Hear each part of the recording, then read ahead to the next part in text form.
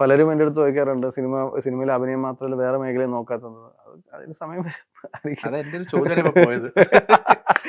ഞാൻ പാസ് ചെയ്തിട്ട് അല്ല അത് എനിക്ക് തോട്ടിലുണ്ട്, എനിക്ക് വേറെ ചെയ്യണമെന്നുണ്ട്. ബട്ട് അതിനനുസരിച്ചുള്ള എഴുത്ത്, ഡയറക്ഷൻ.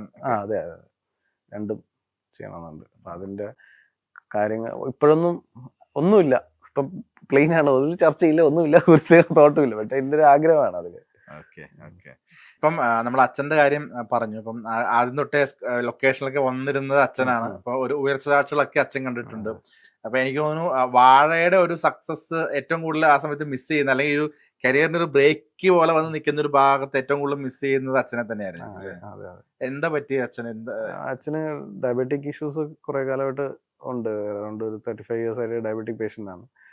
പിന്നെ അതിന്റെ കോംപ്ലിക്കേഷൻസ് വന്ന് അത് കിഡ്നിക്ക് എഫക്ട് ചെയ്ത് അങ്ങനെ കുറച്ച് നാളായിട്ട് വയ്യാതിരിക്കാറ്. അങ്ങനെയാണ്.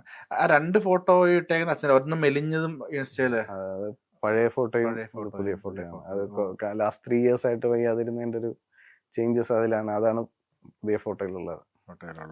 വീട്ടുകാർ പടം കണ്ടിട്ട് എന്ത് പറഞ്ഞു? കാരണം ഒരുപാട് സിനിമ കണ്ടിട്ടുണ്ട്, പക്ഷെ ഇത്രയും ഹിറ്റ് ആവുന്ന ഒരു സിനിമയിൽ ഇത്രയും നല്ലൊരു ക്യാരക്ടർ വരുന്നു, ഒരു കരിയർ ബ്രേക്ക് എന്നുള്ള രീതിയിലേക്കൊക്കെ എത്തുന്നു, എന്ത് പറയും വൈഫ് അമ്മയൊക്കെ എന്ത് പറയുന്നു? എല്ലാവരും ഭയങ്കര ഹാപ്പിയാണ്.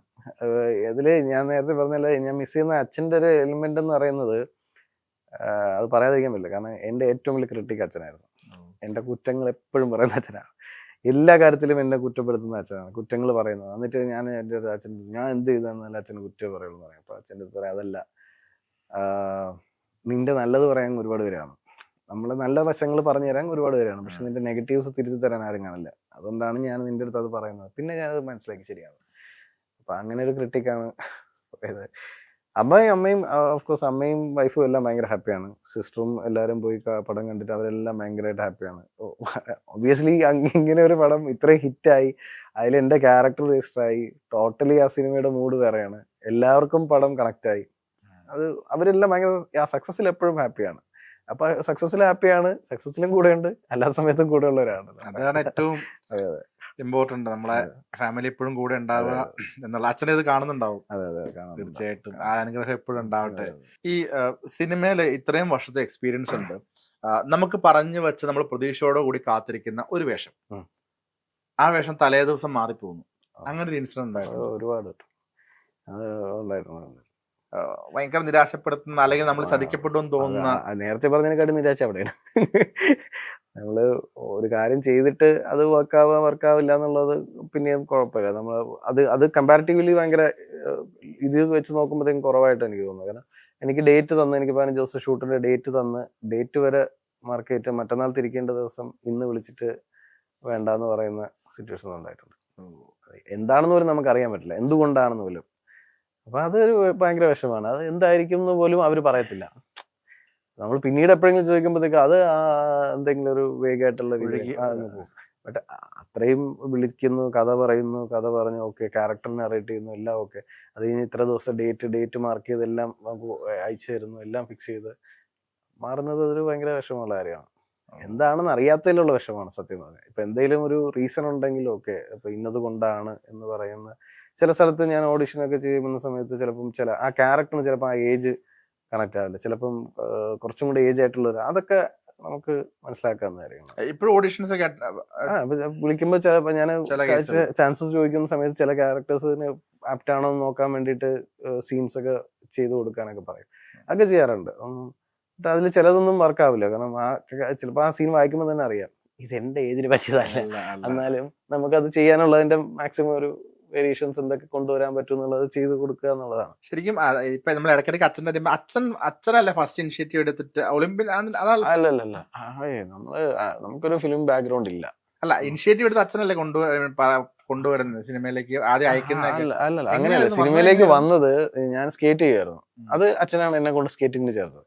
അപ്പൊ സ്കേറ്റിംഗ് പഠിച്ച് ഈ വണ്ടിയുടെ അടിയിൽ കൂടെ പരിപാടിയൊക്കെ ചെയ്യുന്നുണ്ടായിരുന്നു അന്ന്. അപ്പൊ അന്ന് ഏഷ്യാനെറ്റ് തുടങ്ങിയ സമയം, അന്ന് എനിക്ക് പറയാതിരിക്കാൻ പറ്റില്ല. കാരണം എൻ്റെ ലൈഫ് ടേണിംഗ് പോയിന്റ് അവിടെയാണ്. ഏഷ്യാനെറ്റില് നികേഷ് കുമാർ അന്ന് ഏഷ്യാനെറ്റില് പുള്ളിയാണ് എൻ്റെ ഒരു ഇന്റർവ്യൂ എടുത്തു. ആ ഇന്റർവ്യൂ ചെന്നൈയിലിരുന്ന് ഭദ്രൻ സാറ് കണ്ടു. ഭദ്രൻ സാറ് എന്നെ അന്വേഷിച്ച് വന്നു ട്രിവാൻഡ്രത്ത് വെച്ചിട്ട്. എൻ്റെ കൊച്ചച്ഛനെയാണ് കണക്ട് ആക്കിയത്. അപ്പോൾ കൊച്ചച്ഛനാണ് എന്നെ വിളിച്ചോണ്ട് പോയി, ഒരു സ്ഥലത്ത് പോകണമെന്ന് എന്നെ വിളിച്ചോണ്ട് പോയി സാറിൻ്റെ അടുത്ത് കൊണ്ടുപോയി സംസാരിച്ചതും എല്ലാം. അപ്പോൾ പറഞ്ഞു ഇങ്ങനെ ഒരു പടത്തിന് വേണ്ടിയിട്ടാണ്, എൻ്റെ സ്കേറ്റിംഗ് കണ്ടു, അപ്പം അത് ലാൽ സാറിൻ്റെ പടമാണെന്നൊക്കെ പറഞ്ഞു. അത് തൽക്കാലം ആരടുത്തും പറയണ്ട എന്ന് പറഞ്ഞു. നേരെ വീട്ടിൽ വന്നു, ആരടുത്തും പറയണ്ട, ഓക്കെ ഡൺ സെറ്റ്. അന്ന് എനിക്ക് നല്ല പ്രായം കുറവാണ്, എനിക്ക് 7 വയസ്സ് എന്തൊക്കെ ഉള്ളൂ. അത് കഴിഞ്ഞ് 10ാമത്തെ വയസ്സിലാണ് ഷൂട്ട് തുടങ്ങിയത് ശരിക്കും. അത്രയും ഗ്യാപ്പ് ഉണ്ടായിരുന്നു. അപ്പൊ എനിക്ക് തോന്നുന്നു എന്നെ കണ്ടിട്ട് ആ ക്യാരക്ടർ അങ്ങനെ സ്കേറ്റിംഗ് ഒക്കെ വെച്ചിട്ട് മോൾഡ് ചെയ്താണെന്ന് തോന്നുന്നു. അങ്ങനെ അങ്ങനെയാണ്. അപ്പം അച്ഛനാണ് കൊണ്ടുപോയത് സേലം ഏർക്കാട് പോയി.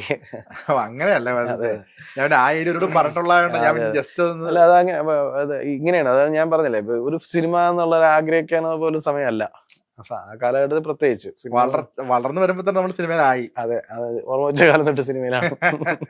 ഒരു അന്നത്തെ സ്കൂളിലൊക്കെ ഒരു താരപരിവേഷമായിരുന്നിരിക്കുമല്ലോ ശരിക്കും പറഞ്ഞു. ഒളിമ്പിന് ഇറങ്ങിയപ്പം ഭയങ്കര ഇതായിരുന്നു. ഒളിമ്പിന് ഇറങ്ങിയപ്പോ കുറെ എക്സ്പീരിയൻസ് ഉണ്ടായിരുന്നു. എനിക്കതൊന്നും ഓർമ്മയുള്ള കുറച്ച് കാര്യങ്ങൾ. അതായത് സ്കൂളിലൊക്കെ ചെല്ലുമ്പോഴത്തേക്കും ഭയങ്കരമായിട്ട് സിനിമ ആരും നമ്മളെ ഹീറോ എന്നൊക്കെ പിള്ളേർ ഇന്റർവ്യൂസ് ഒക്കെ എടുക്കാൻ നേരത്ത് പറയുന്നത് കുറെ ഇൻസിഡൻസ് ഉണ്ട്.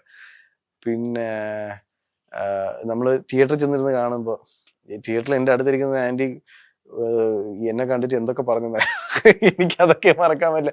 പുള്ളിക്കാരി ഇങ്ങനെ ഒരു ചെറുക്കനുണ്ടോ, ഇവൻ ഇത്രയും കുറിച്ചൊക്കെ ഇവന് നല്ല അടി കൊടുത്ത് പഠിപ്പിക്കണം എന്നൊക്കെ പറഞ്ഞ് അന്ന് ഇമോഷണലി ആൾക്കാർ ഭയങ്കര കണക്ട് ആവും സിനിമയിൽ. അത് ഭയങ്കര ജെന്യൂൻ ആയിട്ടുള്ള, അത് എത്ര വർഷം മുമ്പ്. എനിക്ക് അപ്പൊ ഞാൻ ഇങ്ങനെ ഇരിക്കണം, ഇവരെന്നെ കണ്ട ഇപ്പൊ അടിക്കും.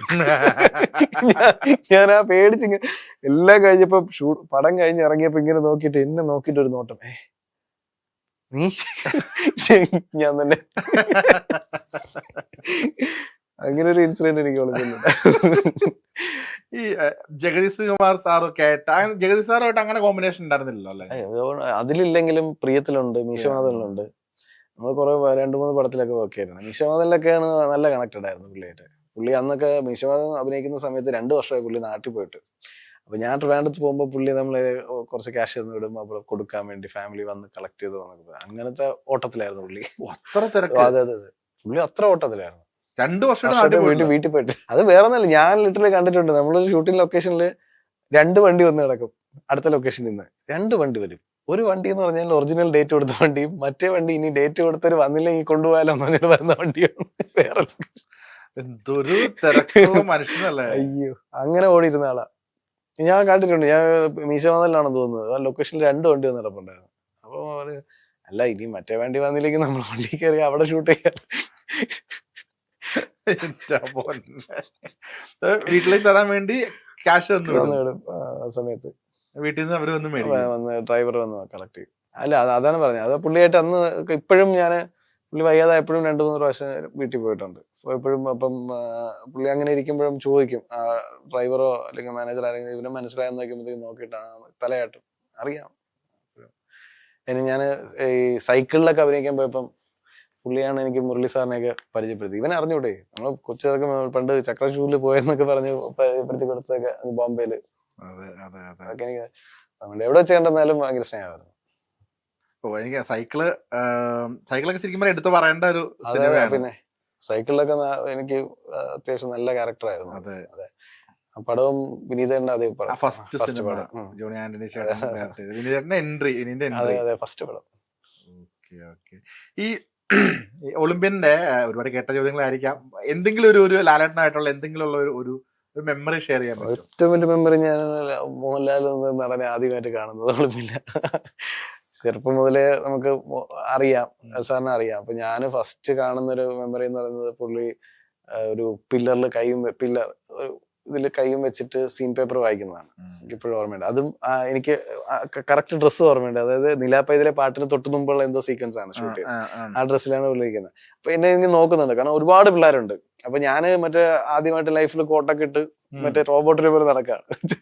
എനിക്ക് അല്ല, സേലം ഏർക്കാട്. അപ്പൊ പുള്ളി എന്നെ ഇങ്ങനെ ജസ്റ്റ് നോക്കിയിട്ട് പോയത്, അത് എനിക്കിപ്പോഴും ആ ഒരു മെമ്മറി ആയിട്ടിരിപ്പുണ്ട്. അതിനുശേഷമാണ് ഭജൻ സാർ എന്നെ വിളിക്കുകയും ഇവനാണ് നമ്മൾ ടോണി ഐസക് എന്ന് പരിചയപ്പെടുത്തുകയൊക്കെ ചെയ്തത്. പിന്നെ അതിനുശേഷം അങ്ങോട്ട് വേറൊരു ജേണി ആയിരുന്നു.